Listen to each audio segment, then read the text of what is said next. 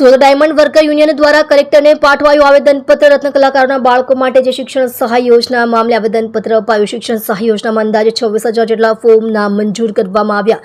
જેમને સહાય નથી મળી એમને મંદીમાં રાહત પેકેજનો લાભ મળવો જોઈએ। જરૂરિયાતમંદ અને સાચા હકદારોને યોજનાનો લાભ મળે તેવા હેતુથી સુરત જિલ્લા કલેક્ટરને પાઠવાયું આવેદનપત્ર। અમારી રજૂઆત નહીં સંતોષાય તો સરકારને ખબર જ છે કે ડાયમંડ વર્કર યુનિયન અને રત્ન કલાકાર ભૂતકાળમાં આંદોલન કરેલા જ છે। ધરણા, રેલી, પ્રદર્શન જે કાંઈ કરવું પડશે અમે કરવા તૈયાર છીએ।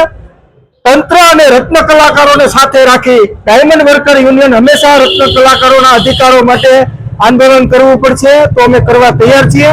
પરંતુ સરકારને એક મીઠો ઠપકો એ પણ આપવા માંગુ છું કે આવનારા સમયની અંદર સ્થાનિક સ્વરાજની ઇલેક્શન પણ છે અને આ રત્ન કલાકાર છે કે સમગ્ર ગુજરાતની અંદર વર્ચસ્વ ધરાવે છે તો એ પણ તમારે ધ્યાન રાખવું જોઈએ। આ 26,000 અરજીઓ તમારા માટે કેટલીક લાભદાયક છે એ તમારે ધ્યાન રાખવું જોઈએ। વધારે કાંઈ કહેવા માંગતો નથી।